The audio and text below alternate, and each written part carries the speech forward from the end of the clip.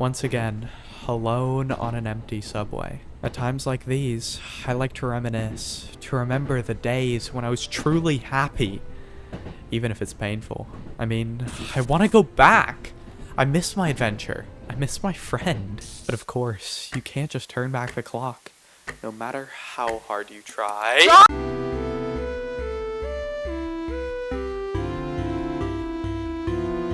Welcome to Bokura. The two kids you see before you are our protagonists for this story, green shirt and blue shirt. They may not look it, but they're tough. Tough enough to brave a journey full of disturbing and brutal twists, all to trash that damn statue of their crooked mayor. I really wonder, what would two kids like that be having a conversation about? Oh, you fucking bitch! Don't you snore lazy! It's totally fair. No, shut up! It's going too fast! I can't keep. Oh. Well, they are kids, I guess. I'm sure they'll be tough adults, but are these really our protagonists? The forest. Weirdly enough, the statue of the mayor is built way off in the middle of nowhere! So our two faithful companions will have to brave a long-winded mountain trail to reach it. Who knows how long it is. To make matters even worse, it seems like something's trying to stop them, leaving puzzles all along the way ranging from fairly easy to oh my god, I want to set my skin on fire. Our two companions had to rely on nothing but teamwork to make it through these perilous tasks. They moved boxes, climbed ropes, ziplined across rivers, and occasionally got into heated arguments that lasted for what seemed like forever. Oh wait, that's us, not them. My bad. Anyways, our pair of Pakamoners continued on this little forest path for a while, until, ever so gradually, the trees just started to blend together a little bit. Like, they were all connected somehow. The sky seemed to be enveloped within the leaves, barely even an ounce of sunlight allowed to pass through them.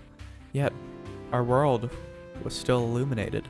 All until...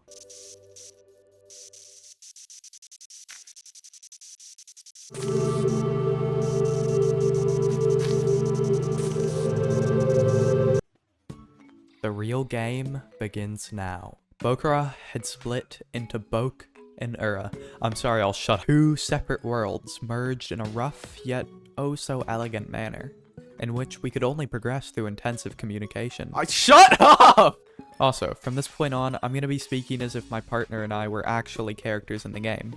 I don't know, it just made it a lot easier for me to talk about it. Here we go. At first, I was confused about what was going on, but when it finally clicked that I was seeing an entirely different world to my friend, who seemed like he was just right next to me. I absolutely exploded with excitement, thinking about all the ways that the game could possibly take advantage of the scene it had set up. And boy, oh boy, did it deliver. No longer was your own vision alone sufficient. Walls, pits, lakes, all impassable barriers within this world. Through your eyes, they could be as real as the dirt right below us. But at the very same time, you'd see your friend just phase right through. The realm of mystery it created, it was unlike anything I'd ever felt in a game before, and I just couldn't stand for it. So began the unstoppable flood of questions about every little thing, big or small. There was no way of quenching my curiosity otherwise. I wanted to know, how far apart could our perspectives really be? This was where I fell in love with the game. A short while later, we meet quite the pair of lovebirds. Obviously in air quotes, these guys argue every bloody chance they get. But it wasn't always like this. A long time ago, this was a fun-loving, happy, and most importantly, full family. They had a son, and he ran away. This is where their trouble began, with the crux of their arguments coming from the mother's desire to just keep on looking for her son, and the father's desire to simply move on with their lives. Normally, I'd side with the mother. Parents should love and cherish their kids, and if they've lost them, it's only natural to look as hard as you can. They've been looking for 3 years. It goes beyond an obsession. By then, you can only assume that everyone, except for the mother, had all but given up on the kid. And she should too. She's destroying her life, her husband's life, all over the slimmest chance that her child has managed to do the impossible, to survive for the last 3 whole years. All on his own. One of these arguments led to the situation we're currently in, having to rescue these parents from their stupidly rash words, to bring them back to to the real world. Before I can talk more about the parents, I first have to talk about this. An insanely smart and interesting aspect of the game was when it split up the group, even going as far as to have everyone mute their mics, essentially throwing a curtain over the halves of the story that each of us missed out on, which kept us engrossed inside our respective halves of the two stories, until they converged soon after. Though, stemming from this was a heavy backlash upon my friend and I. Since we've each seen these two incredibly different sides of the exact same story, our opinions were biased towards the very side that we ourselves got to experience, which led to strong arguments at a number of the pivotal choice sections the game laid out.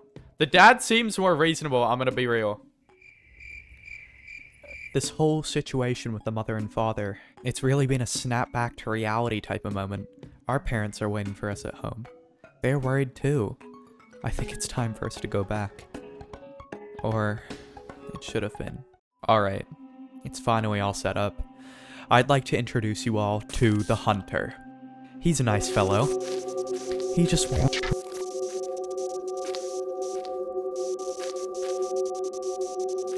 Now, before I go any further, I just want to mention that right here, the game takes a turn, and a gruesome one at that. So if that's not for you, here's a timestamp for wherever it's safe again. I should also mention that our meeting with the Hunter caused various abilities to awaken within our little protagonists, these having direct relations to the perspective of the respective player using them. Sadly, I don't have any time to go into depth here, but you can just pause now if you're interested. Alright, let's continue. One of these solo sections I talked about before was where the game finally seemed to reveal the disturbing reality of our situation, and it was when the Hunter appeared for a second time, doing more than just shooting an arrow near our feet. Far, far more. You should get away from there. The owner of that house is dangerous. My parents were killed by the man who lives there. He took their bodies into that house. All of my friends have been killed by him too. Not my little brother though. I'm gonna protect him no matter what. That's the only thing keeping me going. I'm sorry about your friend, but sometimes you just have to keep going for what's important. But I'm surprised. He's even killing humans now? Ah! That's him! He's back! Come on, before he kills us! My friend! Sorry, I have to go. I need to protect my little brother. Good luck. No! What? Don't do that. Oh, no, no, no, no. Hello? No, it's his... Oh, it's them. Look, somebody's here. It's the Fairheads. Look, somebody's here. Come on, hurry up.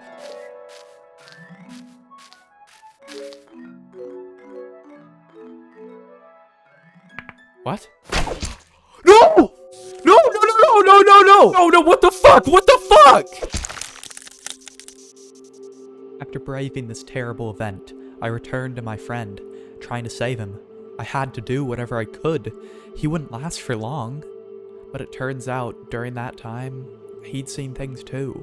To put it in the most brief and ungruesome terms possible, he'd been killing people to try and bring back his family. The Hunter, not my friend, I mean. His daughter was murdered and his wife raped, later killed herself directly because of this event. And when soon after we came across the Hunter's corpse, which was never explained in the game, but I theorize it could have possibly been Haru, who I'll talk more about later. Just stay tuned till then. Even though by some mysterious power our foe had been vanquished. As I mentioned before, perspective warps everything. You guessed it. My partner, he didn't see things the way I did. He explained away about all the reasons the man had for his actions, and with the ability to heal injuries which weren't completely hopeless, well, I caved. Not that I agreed with him, or that I felt bad for the man who ruthlessly murdered people right there in front of me. There's no excuse for that. But honestly, I was just worn out. I could have never expected what happened, and when it did, well, I just wasn't in the mood to argue my point anymore. Soon after reviving the Hunter, my partner and I came across another person inside this hostile forest. They don't seem to be affected by the perspective manipulation, only appearing as a normal person. Weird. Maybe the developer just forgot about it. I'm sure this has no major implications later on in the story. Anyways, they seem nice. Lead us out of the open forest and into a cave. The mountainy terrain becomes freezing at night, so he might have just saved our lives. His name is Haru. I've mentioned him in the past. If you don't remember what I said, don't think too hard about it.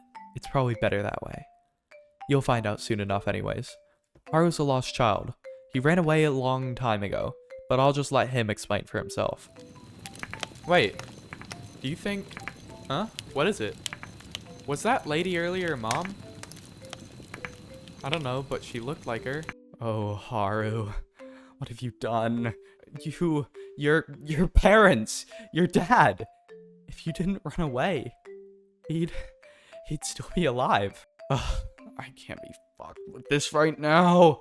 It's time for bed. Huh? He's gone. Why?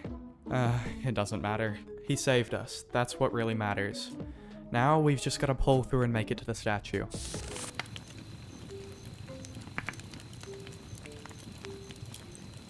We finally reached the statue. It's time to do what we came here to do and blow it up. Alright, here we go.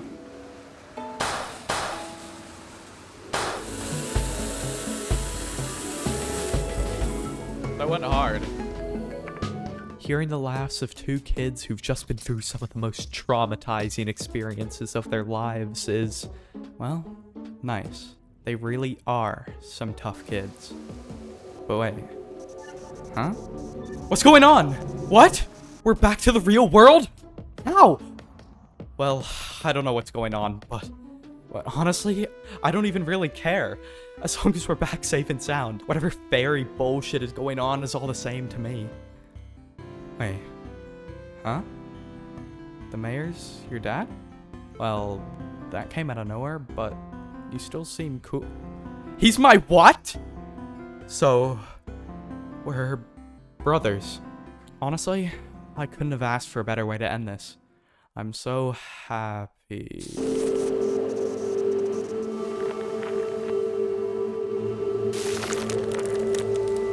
Oh my god, what the fuck is that? Ah! Hey, how are we supposed to get past this? Cut the bullshit. We don't have time for this. I'll stay behind. No. We'll settle this the way we've always done it. Rock, paper, scissors, shoot!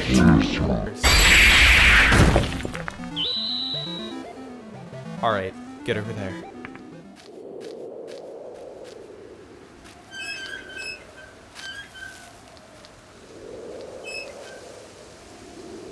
Take care, alright? I'm sorry.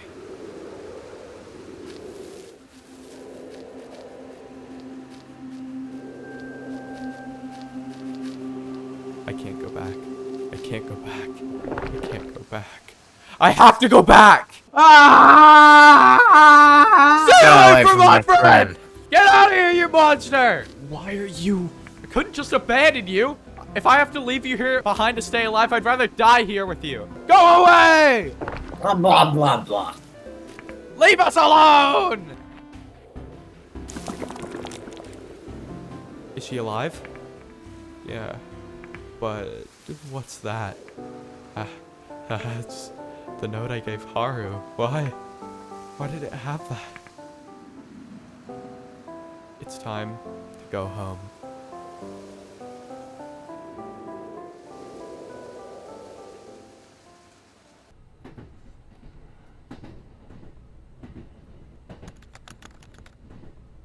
The ending. I have no words besides just sad. As I read, I couldn't help but constantly hope that his friend, his brother, would just come bursting out of the side of the screen, crying tears of happiness to see his best friend. But it just never happened. A cruel and realistic way of ending the game. However, it does leave you with a small light in your heart. You must go on, no matter what. Welcome to Bokura. This adventure began with two kids angry about a dumb statue of their town's mayor, and ended with a fatal rebuke upon how drastically only a small shift in perspective can impact upon a person's opinion, for better or for worse, and the cruel reality on how friendships die.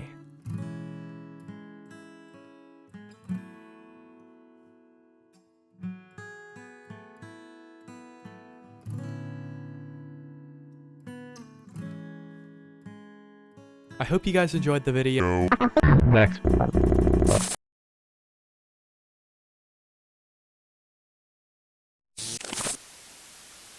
No. I don't know how, but I know this isn't how it's supposed to end. We need to go back. We need to go over everything we've seen up till this point. I'm going to figure out what really happened that day. The dad seems more reasonable, I'm gonna be real. Here! This has to be where it split off. There's no other explanation. In reality, I just can't see why the dad thinks like this. His kid's gone. Why doesn't he want to keep saying the hunter? He's dead. And we're not reviving him. Good. Back then I agreed with him, but this is what I wanted. Why did I even think it was a good idea in the first place?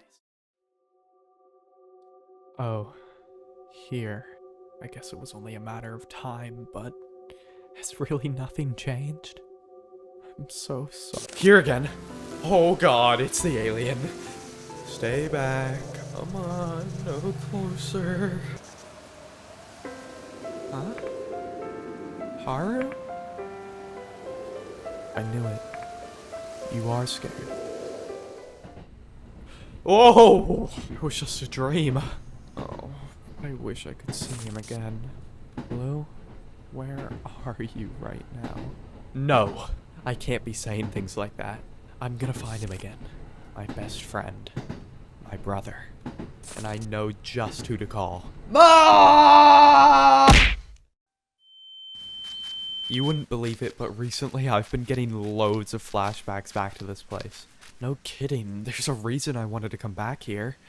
I finally remembered what happened that day. I want to find him again. Haru. But we don't even know if he's alive, let alone still here. Where are we even gonna start to look? Oh, Haru.